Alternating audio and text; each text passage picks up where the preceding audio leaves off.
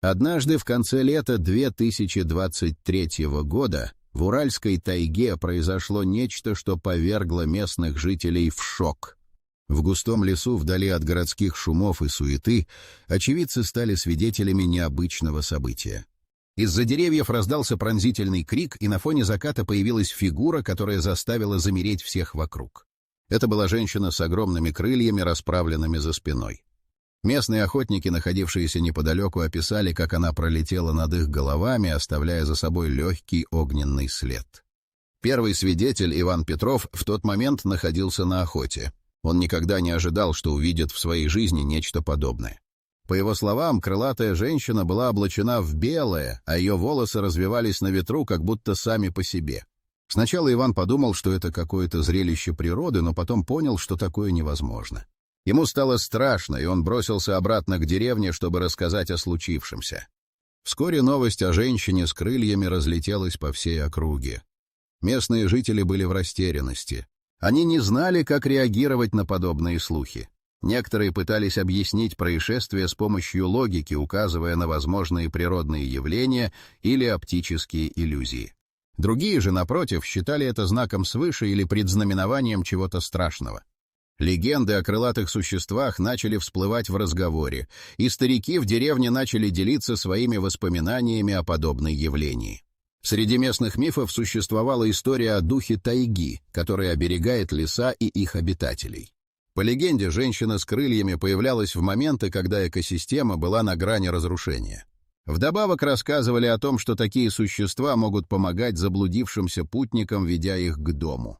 Интересно, что ни один из свидетелей не сообщал о негативных последствиях встречи с ней, но страх и трепет перед неизвестным оставались. Вскоре после инцидента группа исследователей решила разобраться в происходящем. Они прибыли в тайгу, вооруженные камерами и оборудованием для записи звуков. Параллельно с ними в лесу начали происходить странные явления. В определенные часы слышались нежные мелодии, а ночное небо заполняли необычные огни. Жители деревни стали замечать, что животные в округе ведут себя иначе, чем обычно, будто ощущая присутствие чего-то необычного. С каждым днем интерес к крылатой женщине возрастал. Репортажи местных журналистов привлекали внимание не только в регионе, но и за его пределами.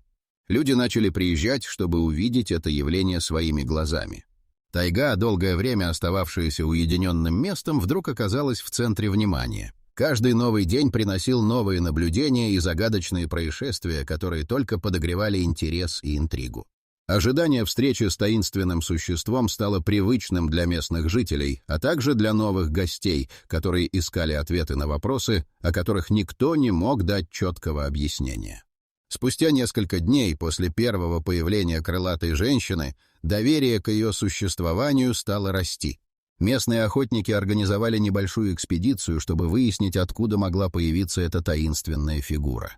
В группе были Иван Петров, его друг Сергей и местный старожил Василий, который знал тайгу как свои 5 пальцев. Вместе они отправились в ту часть леса, где, по словам свидетелей, женщина была замечена.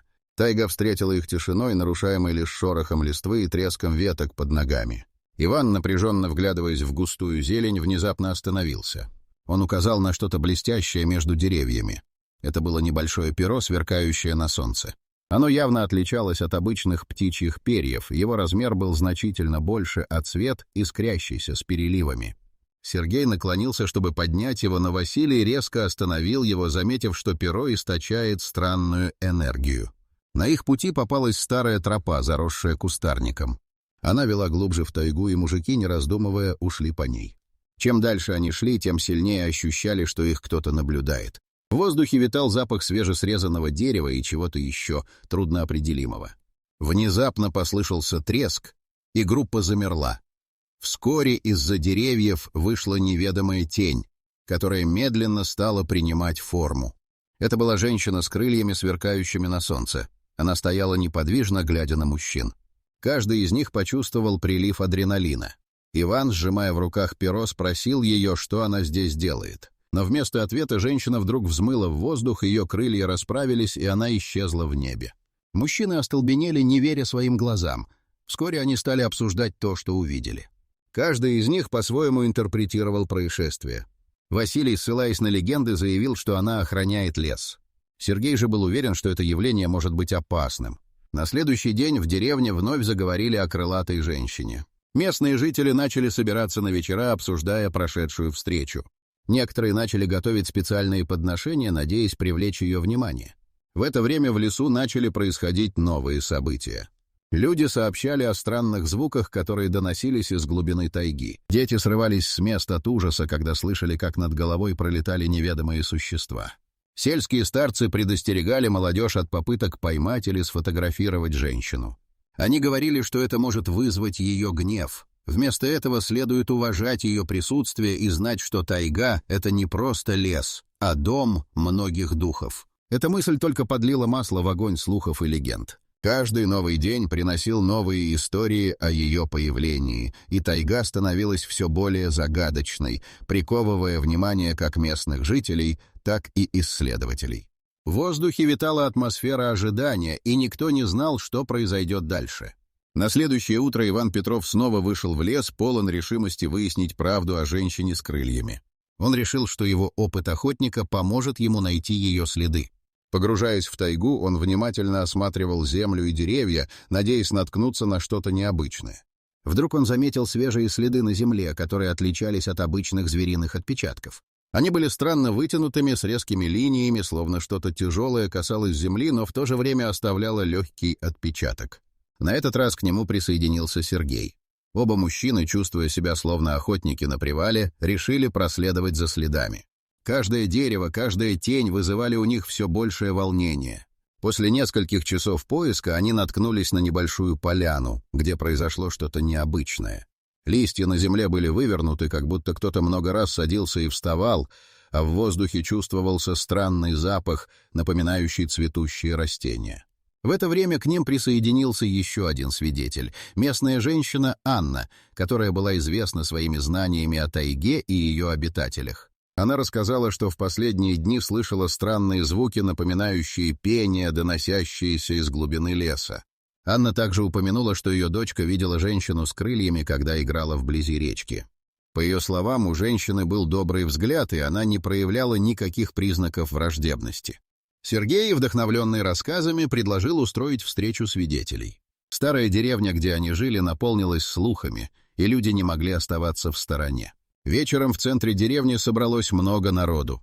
Каждый пытался добавить к истории свои детали, но в основном все говорили о страхе и трепете перед чудом. Люди начали высказывать разные предположения о том, что происходит в лесу.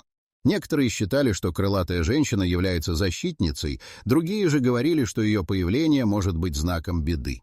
Пока местные жители обсуждали инцидент, на горизонте начали сгущаться тучи, создавая атмосферу напряженности. Внезапно раздался громкий крик. Это был один из охотников, который вернулся из леса в панике, рассказывая, что видел женщину с крыльями вновь. Он утверждал, что она приземлилась рядом с ним и посмотрела в глаза.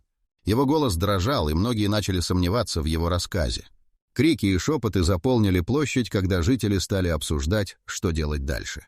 В то время как страх и неуверенность овладевали людьми, к ним обратилась Анна.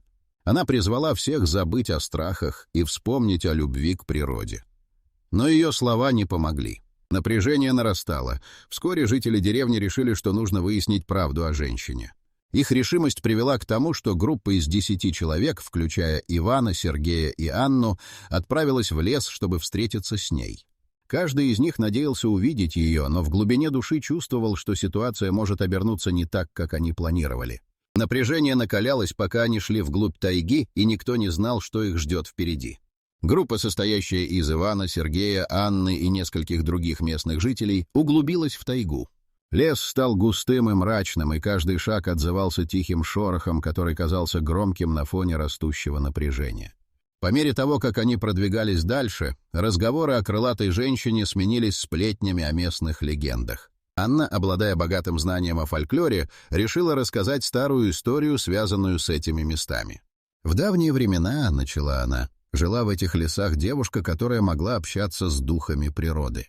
Ее звали Маша. Она всегда помогала заблудившимся и исцеляла страждущих. Но с приходом людей, которые начали вырубать леса и загрязнять реки, ее сердце наполнилось горем. В ответ на жестокость людей Она превратилась в стража этих лесов, приняв облик женщины с крыльями, чтобы напоминать людям о важности природы. На этих словах группа замерла. Кажется, они все почувствовали, что история могла быть связана с тем, что они ищут. Местные жители начали перебрасываться взглядами, и страх стал медленно переполнять их. Рассказы о Маше и ее превращении в стража леса были известны в округе, но никто не ожидал, что они могут стать реальностью. Внезапно в воздухе послышался необычный звук, напоминающий мелодию. Это было тихое, завораживающее пение, которое вызвало у всех мурашки по коже. Группа остановилась, насторожившись, и принялась прислушиваться. Звук становился все громче, и, казалось, он исходил из глубины леса, как будто кто-то звал их. Страх захлестнул их, но любопытство было сильнее. Иван первым сделал шаг вперед, потянув за собой остальных. Они двигались в сторону звука. Чем ближе они подходили, тем яснее становилось, что это было не просто пение. Это был некий ритуал, который мог быть связан с крылатой женщиной. Внезапно они вышли на поляну, где светило солнце, и увидели группу местных жителей, собравшихся вокруг большого костра. Они помешали беседы, когда заметили вновь пришедших. Среди них стояла старая бабушка, известная в деревне своими целебными снадобьями и знаниями о природе. Она обратилась к группе, предостерегая их о том, что играть с судьбой опасно. По ее словам, появление крылатой женщины может быть знаком, но она также может принести беду, если не уважать лес. «Каждый из вас должен знать, что природа требует уважения», — сказала бабушка. «Не забывайте, что женщина с крыльями — это не просто миф, а последний страж леса. Если вы ее увидите, вы должны показать ей свою искренность и намерение». Люди в группе начали шептаться, и страх вновь овладел ими. Они стали задумываться, действительно ли стоит продолжать поиски. Костер продолжал гореть, и бабушка начала рассказывать о том, как некоторые из тех, кто пытался поймать или поработить крылатую женщину, пропадали в лесу. Эта история вызвала напряжение и недоверие. Каждый мог почувствовать, как их действия могут иметь последствия. Друзья переглянулись, и они понимали, что теперь они не только искали женщину, но также столкнулись с теми, кто верит в ее защиту. Эта ночь могла стать решающей, а их выбор — определяющим. На следующее утро группа вновь собралась, решив продолжить исследование. Страх и недовольство, вызванные недавними предостережениями бабушки, не остановили их. Они понимали, что только так смогут выяснить правду о крылатой женщине. Вышли ранним утром, когда туман еще окутывал лес и приглушал звуки шагов. Каждый из них чувствовал, что на кону стоит больше, чем просто встреча с загадочным существом. Иван, полагаясь на свои охотничьи навыки, направил группу к участку, где они нашли странные следы. Он внимательно изучал землю, пытаясь определить направление, в котором могла двигаться женщина. Следы уходили в густой лес, и, несмотря на страх, все одновременно ощутили прилив адреналина в ожидании чего-то необычного. По мере продвижения вглубь леса они наткнулись на небольшую поляну, где воздух был насыщен ароматом цветов. Здесь было много срезанных веток и выжженной травы, что свидетельствовало о том, что здесь кто-то недавно находился. Они начали обыскивать место в надежде найти новые улики. Анна, осматривая окрестности, заметила, что одно из деревьев выделяется среди остальных. Его кора была покрыта глубокими царапинами. «Смотрите на это!» — воскликнула она, указывая на дерево. Остальные подошли ближе и увидели, что следы действительно имели необычную форму. Они напоминали отпечатки крыльев, словно что-то мощное и тяжелое неоднократно касалось ствола. Сергей, вдохновленный находкой, начал осматривать ближайшие кусты. Вдруг он наткнулся на остатки чего-то, что похоже на перья, крупные, белые и переливчатые, словно те, что он видел ранее. Они были разбросаны по земле, как будто кто-то был здесь не так давно. В это время над головой пронеслась тень. Группа замерла, и все взглянули вверх. На фоне небосвода они увидели силуэт, похожий на женщину с крыльями, но в тот момент она исчезла за деревьями. Паника охватила группу. Все понимали, что они не одни, и это существо наблюдает за ними. «Мы должны следовать за ней», — сказал Иван, его голос был полон решимости. Группа снова двинулась вглубь леса, но теперь с опаской. Каждый шорох заставлял их замирать. Они шли, осматривая каждую ветку и каждый камень. Вскоре они натолкнулись на место, где разного рода объекты были аккуратно сложены в круг. Это были камни, ветки и листья, образующие некий ритуальный круг. Анна, глядя на это, произнесла: «Кажется, здесь проводится какой-то обряд». Словно в ответ на ее слова из леса раздался тихий голос, словно шепот. Группа остановилась, прислушиваясь. Пение вновь наполнило воздух, и они поняли, что это зов. Ноги сами понесли их дальше к кругу, каждый из них чувствовал, что они приближаются к разгадке. Иван, чувствуя ответственность, взял на себя инициативу и шагнул в центр круга. Он произнес слова, которые пришли ему в голову, надеясь, что это поможет установить связь с таинственным существом. В этот момент пение стало громче. Круг словно ожил, и из него начала подниматься легкая дымка, образуя фигуру, которую они все узнали. Это была женщина с крыльями, и ее взгляд был направлен прямо на них. Напряжение достигло предела, и никто не знал, что произойдет дальше. Женщина с крыльями появилась в самом центре круга, ее силуэт стал четким, а ее присутствие наполнило пространство необычной энергией. Люди замерли, не зная, как реагировать. Каждый из них осознал, что перед ними что-то невероятное. Женщина посмотрела на них, ее взгляд был сосредоточен и проницателен. Иван, находясь в центре круга, почувствовал волну решимости. Он сделал шаг вперед и, глядя в глаза крылатой, произнес: «Мы пришли с миром. Мы хотим понять, кто вы и что это за место». Его голос звучал уверенно, несмотря на волнение. Женщина слегка наклонила голову, как будто прислушиваясь к его словам. Вокруг них все замерло. Затем пространство начало изменяться. Деревья, окружающие их, стали светиться мягким светом, а воздух наполнился ароматом свежих цветов. Группа поняла, что они стали свидетелями чего-то необычного. Анна, почувствовав, что момент требует действий, вышла вперед. «Почему вы здесь?» «Мы не хотим вам вреда», — спросила она. Женщина с крыльями улыбнулась, и ее губы произнесли слова, которые звучали как заклинание, наполняя воздух магией. Внезапно раздался треск. Группа обернулась и увидела, как к ним приближаются местные жители, подслушавшие разговор. Напряжение в воздухе усилилось. Один из них, Владимир, с недоверием смотрел на женщину и затем на друзей. «Вы что, с ума сошли? Это не может быть реальным!» — закричал он, перебивая пение. Женщина повернула голову в его сторону. В ее глазах сверкнул свет, и звук изменился. Из-под ее крыльев поднялся вихрь, и Владимир отшатнулся, сбитый с толку. Группа ощущала, как нечто невидимое связывает их с женщиной. Это создавало страх и восхищение одновременно. В этот момент один местный мужчина, известный своей смелостью, решился подойти ближе. «Я хочу знать, кто ты!» — воскликнул он. Женщина удивленно взглянула на него, затем подняла руки, и в воздухе возникли светящиеся фигуры, которые начали танцевать вокруг группы. Зрелище впечатляло и одновременно пугало. Каждый понимал, что это событие гораздо больше, чем просто встреча с неведомым. Это было взаимодействие двух миров. Боязнь того, что может произойти что-то плохое, витала в воздухе, но надежда также присутствовала. Они стояли на пороге открытия, и любой неверный шаг мог привести к катастрофе. Живое пение женщины наполнило их сердца решимостью. Теперь они должны были решить, как двигаться дальше. Женщина с крыльями продолжала петь, ее голос наполнял лес волшебной мелодией. Вдруг в воздухе закружились яркие огни, и вокруг группы начали появляться странные существа, полупрозрачные и светящиеся. Они выглядели как духи, облаченные в легкие ткани, и плавно двигались в такт песни, создавая узоры, которые сверкали и искрились. Скоро окружающая природа ответила на их присутствие. Деревья начали шевелиться, как будто на них действовал невидимый ветер. Листья зашептали, словно обсуждая происходящее. Влажный воздух наполнился ароматами, которых никто из них не мог идентифицировать, но они были приятными и успокаивающими. Группа стояла в полном восторге и страхе, осознавая, что они стали частью чего-то великого. Вдруг женщина с крыльями подняла руки, и светящиеся фигуры начали объединяться в один огромный вихрь, который закружил вокруг них. Существа, казалось, хотели донести до людей важное послание. Неподалеку от круга возникло сияние, и на его фоне проявился образ. Это была девушка, похожая на женщину с крыльями, но в ее глазах читалось больше человеческих эмоций.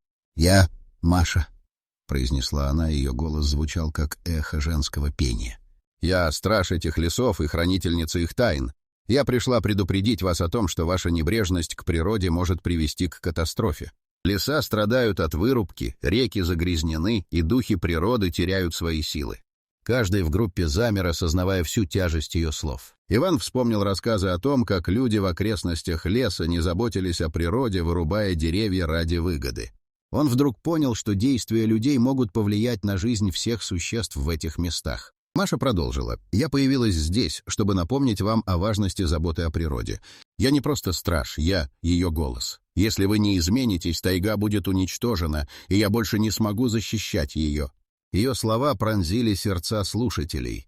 Они понимали, что ее появление — это не просто случайность, а послание, требующее немедленного действия. В этот момент в небе раздался гул, и грозовые облака начали сгущаться. Группа ощутила, как земля под ними начинает дрожать. Птицы взмыли в воздух, и лес заполнился страхом. Маша подняла свои крылья, и из них вырвался вихрь энергии, который обрушился на землю, создавая мощное свечение.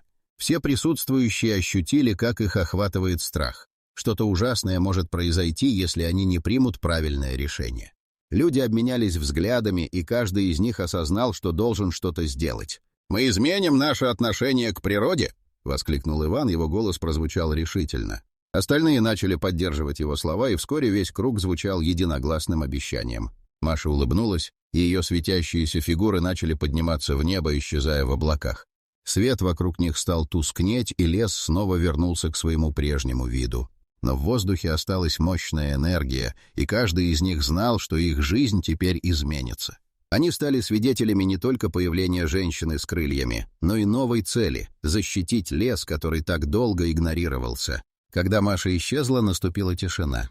Группа, все еще в шоке от пережитого, медленно начала возвращаться к реальности. Внутри них бурлили мысли о том, что произошло, и о том, какое влияние это окажет на их жизнь и окружающую природу. Вернувшись в деревню, они собрали местных жителей. Все, кто слышал о встрече с крылатой женщиной, собрались с любопытством и страхом. Иван, Сергей, Анна и остальные рассказали о своих переживаниях, о Маше и ее предупреждении. Люди слушали внимательно, и в воздухе нарастало чувство единства. Старики, известные своими знаниями о природе и лесах, начали переговариваться. Вскоре один из них, Василий, вышел вперед. «Мы всегда знали о духах леса и их значении», — сказал он. «Но теперь нам нужно действовать. Мы не можем игнорировать ее страдания. Давайте создадим общество охраны природы и будем работать вместе, чтобы восстановить леса». Собрание одобрило его предложение, начались обсуждения. Каждый вспомнил свои любимые места в тайге. Они решили восстановить вырубленные участки леса, очистить реки от мусора и создать экологические тропы для туристов. Каждое предложение вызывало живую дискуссию, и вскоре было принято решение о создании лесного совета, который будет отвечать за охрану природы. Молодые люди начали распространять информацию о произошедшем, организуя встречи и акции, чтобы привлечь внимание к проблемам экологии. Местные журналисты стали писать статьи о встрече с женщиной с крыльями, и вскоре это привлекло внимание широкой общественности. Люди из соседних деревень стали приезжать, чтобы увидеть тайгу и узнать о ее уникальной природе. Тайга снова стала предметом обсуждения. Местные жители осознали, что это не просто их дом, а место обитания множества существ, которые зависят от него. Маша, как символ защиты, стала частью их культуры, и все старались сохранить ее наследие. Прошло несколько месяцев, и каждый из жителей деревни заметил перемены. Лес восстанавливался, реки становились чище, а духи природы, казалось, вновь ожили. Группа свидетелей встречи с Машей стала примером для других, их слова о необходимости заботы о природе проникли в сердца многих. Тем не менее, в глубине тайги раздался тихий шорох, как будто кто-то наблюдал за происходящим. Это были духи, восстанавливающие свою силу благодаря заботе людей. Возможно, в будущем им снова предстоит встретиться с женщиной с крыльями, чтобы подтвердить, что они на правильном пути. С этой надеждой они продолжили свою работу, каждый день стремясь сохранить тайгу и ее тайны. Прошло несколько месяцев с момента встречи с Машей, и жизнь в деревне начала меняться. Лесной совет активно работал, вовлекая местных жителей в проекты по восстановлению лесов и очистке рек. Каждые выходные жители собирались, чтобы сажать деревья, убирать мусор и строить тропы для туристов. Со временем к ним присоединились новые люди, вдохновленные их инициативами. Слухи о крылатой женщине и ее послании о защите природы разлетелись по округе. В соседних деревнях также начали происходить подобные события. Жители, услышав о встрече с женщиной с крыльями, организовывали свои лесные советы. На митингах они обсуждали улучшение состояния своих лесов и рек, создавали программы по обучению детей заботе о природе. Сообщения о женщине становились все более популярными, а местные легенды обрастали новыми подробностями. Однажды во время собрания участники начали делиться своими историями о том, как они видели женщину с крыльями. Свидетели описывали ее в различных регионах, от сибирских лесов до дальневосточных гор. Каждый добавлял свои детали и чувства, создавая вокруг образа загадочную ауру. Она стала символом перемен и надежды на спасение природы. Лесные советы превратились в настоящие движения. Местные экологи, журналисты и активисты начали привлекать внимание к экологии на национальном уровне. В крупных городах проходили акции и выставки, посвященные сохранению природы. На них рассказывали о крылатой женщине, призывая изменить отношение к окружающей среде.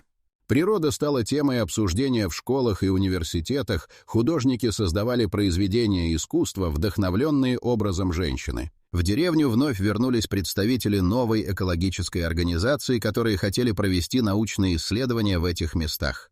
Они были поражены тем, как местные жители объединились для защиты своих лесов. Исследователи начали анализировать состояние экосистемы, и результаты подтвердили, что в лесах происходят положительные изменения, такие как восстановление растительности и увеличение популяции животных.